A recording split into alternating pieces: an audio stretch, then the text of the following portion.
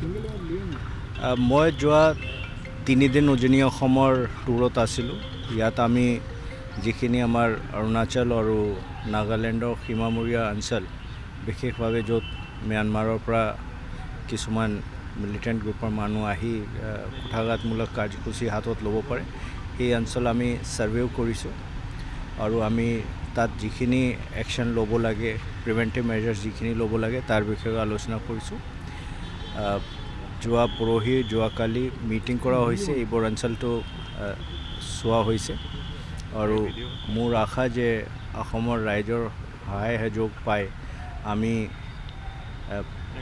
শান্তিপূৰ্ণভাৱে ৰিপাব্লিক ডেটো পাৰ কৰিব পাৰিম। ইন এডিশ্যন মাননীয় মুখ্যমন্ত্ৰী মহোদয়ে মোক এটা নিৰ্দেশ দিছিলে যে তেখেতৰ নলেজত এনেকুৱা এটা বস্তু আহিছিলে যে কিছুমান অঞ্চলত মাৰ্গাৰিটা লিডো লিখাপানী অঞ্চলত ৰেড হোল মাইনিং চলি আছে।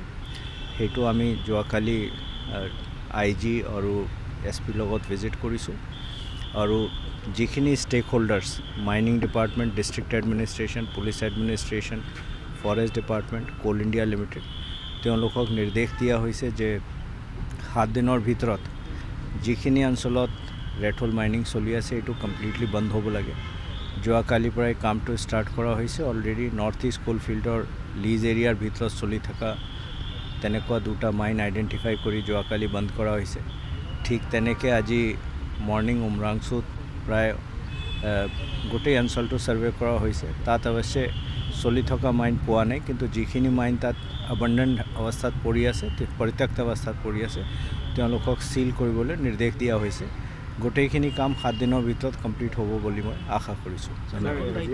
মোৰ বাবে এইটো বৰ গৌৰৱৰ বিষয় যে কেন্দ্ৰ চৰকাৰ আৰু ৰাজ্য চৰকাৰ মোক এই দায়িত্ব দিছে আৰু মই এই দায়িত্ব যেনেকৈ মোৰ এক্সপিৰিয়েঞ্চ অসমৰ পৰা মই শিকিছোঁ সেইমতে তাত কাম কৰিম বুলি ভাবিছোঁ আৰু মোৰ ধাৰণা যে আমি বেলেগ অঞ্চলত ভাল কাম কৰিবলৈ সক্ষম হ'ম।